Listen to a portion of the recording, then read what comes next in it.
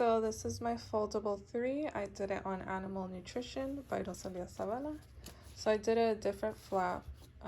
So here we need all nutrients to stay alive. The 3 main nutrients that our body needs is protein, which is complex molecules that do most of the work in the cells. Examples of protein nutrients are fish, eggs, seafood, and low-fat milk.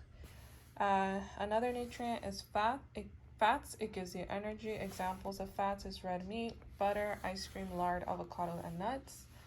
And our last nutrient is carbohydrates, which can be found in healthy and non-healthy food.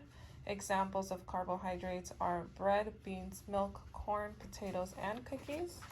So once we open that flat up, we have herbivores, carnivores, and omnivores. So herbivores are they live entirely on plant food. Their food is not that nutritious. Examples of herbivores are deer, horse, rabbit, cows, bees, sheep, and grasshoppers. Carnivores are animals that feed on other animals. They are meat eaters. Examples are sharks, lions, tigers, all types of cats, eagles, hawks, owls, frogs, and spiders. And omnivores eat both plants and meat.